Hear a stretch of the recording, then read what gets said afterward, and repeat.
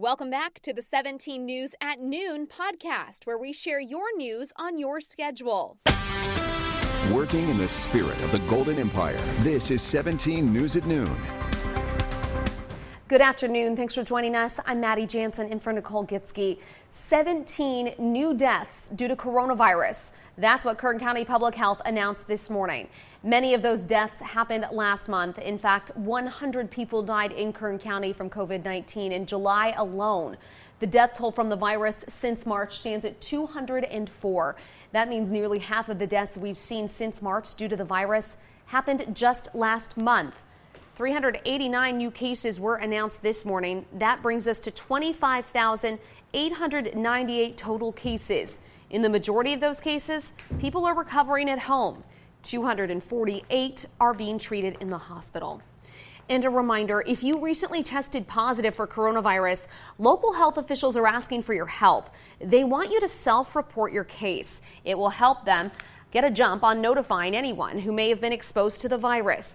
The health department says there's often a delay in getting confirmed cases reported to the department from the state. So if you've recently been diagnosed with the virus, head to our website, KGET.com, and click on the hot link icon to fill out the form. Well, today marks day 7 of the heat wave. It will be the hottest day we've seen, and this weekend we could possibly see the hottest temperatures we've seen all year. Tomorrow, again, expected to be even hotter. Most local cooling centers are expected to be open. They've put health and safety precautions in place due to the pandemic, so you're asked to bring your own water, snacks, and activities, and wear a mask. Cooling centers open when the temperature is forecast to be 105 or hotter in the valley areas, and 108 or hotter in the desert, and 95 or hotter in the mountain areas.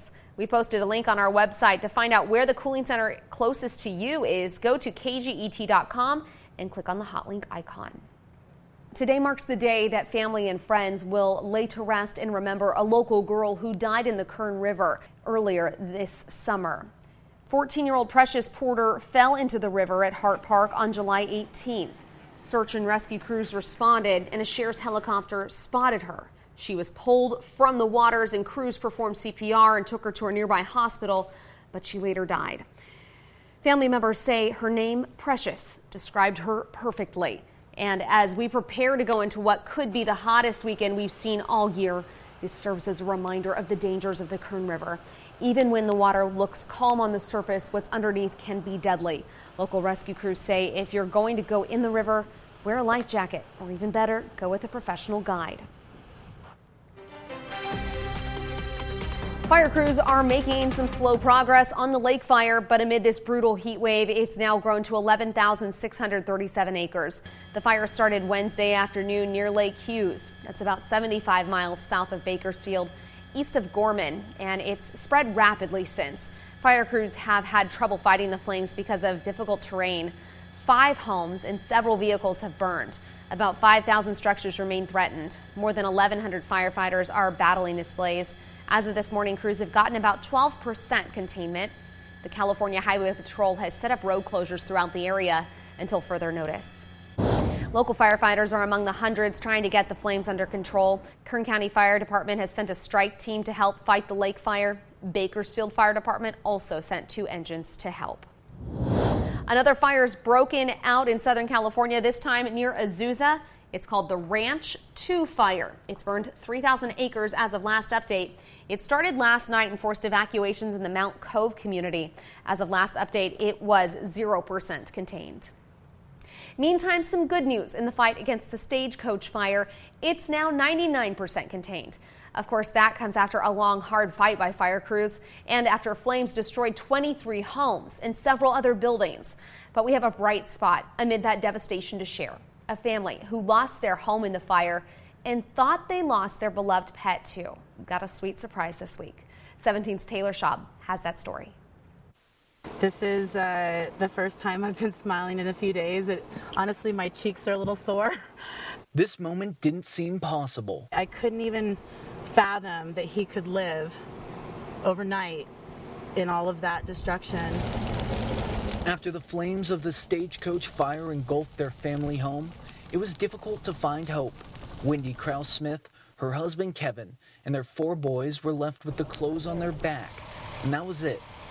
They weren't able to rescue their dog, Mr. T. I felt glad that we got out of there, but I honestly felt failure in my heart that I couldn't get him out. The family spent the night at a hotel in Bakersfield. But up in the mountain, in the dark and all alone, there was another family member pacing the scorched earth where the house once stood. Mr. T survived, and he was waiting for his family to come back home.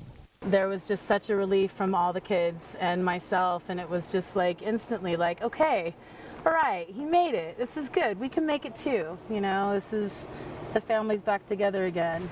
Despite suffering a severe case of pneumonia from smoke inhalation, the resilient Rottweiler is now recovering at Breckenridge Canine Resort. Animals they love to be alive. Humans could learn a lot, just keep going, people, and just put one foot forward every time. Lisa Bell helped rescue the dog and set up a GoFundMe for the family. Now Smith says she's counting down the days until the family can rebuild their mountain ranch, hoping to reunite her children with their favorite furry family member. I definitively can say he's supposed to be part of my family.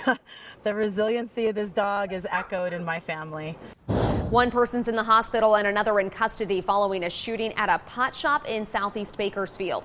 Deputies were called to the Mars Collective Dispensary on South Union Avenue yesterday for a report of a shooting. They found the victim with at least 1 gunshot wound. The victim was taken to the hospital, but the condition is unknown at this time. The investigation's ongoing. Today marks the 75th anniversary of the end of World War II. And this morning, Kern County Veterans Services paused to remember all who served and made the ultimate sacrifice. The Bakersfield National Cemetery hosted the Spirit of 45 ceremony. It commemorates when, on August 14th, 1945, President Truman announced the surrender of Japan and the effective end of hostilities for most of our military forces. This is an important part of our history. They're our heroes, and it's very important that we give them their just due. The ceremony was private due to COVID-19 restrictions. We are under an extreme heat warning right now, folks, and looking for hotter temperatures this weekend still. Let's check in with Kevin for the latest. We'll start with the almanac here, and overnight we were pretty warm, 79 degrees, 10 degrees off the normal. Our normal high today, 96. We will be well above that, and our record on this date was set back in 1933 when we hit 117 degrees. Your sunset tonight at 7:46. Daytime highs 109 in Sacramento, 108 in Fresno, 70s, lower 80s to the south. San Diego at 82. If you're going to be trying your luck in Vegas, well, your luck has run out in terms of enjoying the nice weather, because it's going to be 111. 117 out of Phoenix, and the beach is really the place to be. Mostly sunny, 73, and northeast wind 5 to 10 this afternoon. We've got this ridge of high pressure that's been off to the east. It is retrograding west, so the entire state is going to be under this heat. There's actually a ridge of high pressure up in the northwest as well, so parts of Seattle and Portland will be looking at some heat. We've also got subtropical moisture we'll be tracking, and by Sunday we may see some cloud cover around the area along with the heat. And the excessive heat warning now has been kind of pulled back a little until Monday at 9 p.m. We were talking about expanding it into Wednesday, but right now Monday 9 p.m. Avoid direct sunlight, take frequent breaks if you're going to be out in the heat, drink extra water, those that contain the electrolytes, limit any strenuous outdoor activities as much as you possibly can. And I want to touch on this as well, the heat dangers. And we're talking about heat exhaustion and heat stroke. And you can see the differences in the two as your body starts to really heat up. And the key is the nausea, the vomiting. That really is indicating that you could be on the spectrum of heat stroke, and you may even lose consciousness. So really pay attention to these signs. And if you're experiencing any of the heat stroke signs, call 911 immediately. And today, mostly sunny and sizzling hot. 106 in Bakersfield, 107 in McFarland, 104 in Taft. And then for the mountains in the Kern River Valley, we're looking at 94 in Frazier Park, 95 in Tehachapi, right near 103 for Lake Isabella.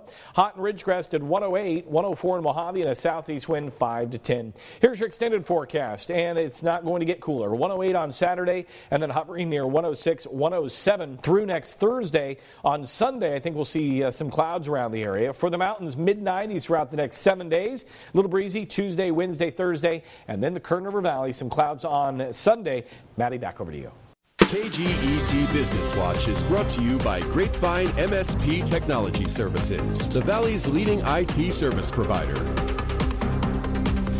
We're back this afternoon in your 17 Business Watch and taking a live look at stocks this afternoon. All of the indices are down right now. The Dow is off about 22 points so far in trading. The NASDAQ down 44. The S&P 500 is down just about 5 points. All right, let's check out oil prices while we're at it. West Texas Intermediate currently selling for $42.09 a barrel. Midway Sunset started the day just above $40 a barrel. Clothing subscription company Rent the Runway will shutter all of its stores for good. It will instead focus its investments on digital and adding more drop boxes for customers. Its New York City flagship will be turned into a permanent drop-off site. Rent the Runway was hit particularly hard by the pandemic. Its business model revolves around women renting designer ball gowns and party dresses for special events like weddings, birthdays, and black tie events, which were brought to a halt when the pandemic hit. Well, all Bill Wright Toyota employees are expected to keep their jobs and service agreements will be honored, according to a Bill Wright spokesman. The dealership will even keep its name following its sale to a new owner. While 150 employees will technically be terminated in the sale, they will immediately be rehired, according to dealership management. No changes are expected in how the dealership conducts business. A statement from Bill Wright Toyota clarifies a warn letter issued Thursday that said the dealership's location at 5100 Gasoline Alley Drive would close on or about September 28th and that some employees could be hired by the new owner. 17 Health Watch this afternoon. Heart damage may be a common feature of COVID-19 and more research is needed. That's according to a statement from the American Heart Association published this morning. Experts say inflammation and damage to the heart contributes to about 40% of all COVID-19 deaths. They also say nearly a quarter of hospitalized patients have experienced serious heart complications. The statement also cites previous studies that suggested that COVID-19 may lead to heart attacks, stroke, clotting issues, and fatal irregular heartbeats. The AHA president wrote that the need for additional research remains critical. Meantime, a team of doctors and researchers at the University of Minnesota are getting resourceful in the fight against COVID-19, taking a novel immunotherapy designed to target cancer and repurposing it to fight the novel coronavirus. Kent Erdahl reports.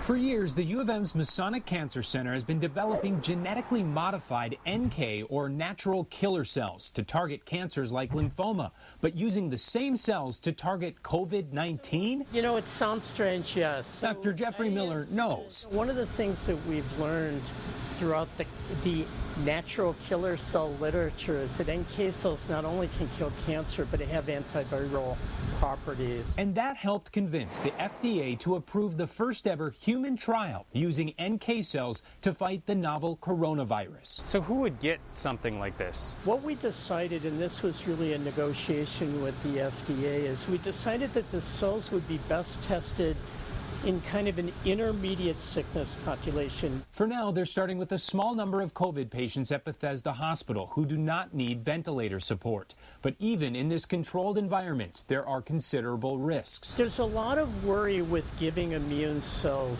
you know, even to patients with cancer. If they get overactivated, they can cause an inflammatory state that really revs up the immune system and can cause problems. How do you do this safely? Literally, the first patient who was dosed had a single dose of cells. The next patient will get 2 doses of cells, and we have several steps along the way. Like if we get toxicity with 1 dose, we won't give 2 doses. But if the doses and the trial show promise, this could be the early start of a paradigm shift about how we think about how cell therapies can be used to treat many diseases beyond cancer where we initially started. Happening this weekend, a local group is hosting a march against human trafficking. The march is happening tomorrow at 6 p.m. They're meeting up at the Bakersfield Healing Rooms at 928 17th Street. The goal is to bring awareness to concerns over child sex trafficking. Anyone's welcome to attend the march. KGET and Dignity Health are working with the Bakersfield Homeless Center to get kids the supplies they need for the upcoming school year with our annual backpack drive. KGET is not accepting donations here at the station. Instead, we're asking everyone to give supplies directly to the homeless center. Even though lessons are online, kids still need traditional supplies, and those at the homeless shelter or in families who are struggling are facing extra burdens with these new distance learning guidelines. Things that they're asking for include backpacks, notebooks, pencils, markers, clothes, and more. Drop off donations or donate money online. For more information, visit our website, kget.com.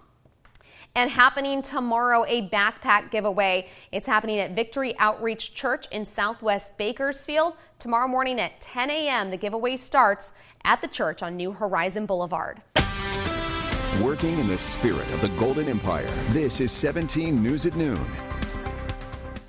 The 17 News at Noon podcast is a production of KGET and Nexstar Media Group. For more on all of the headlines in today's show, head to kget.com.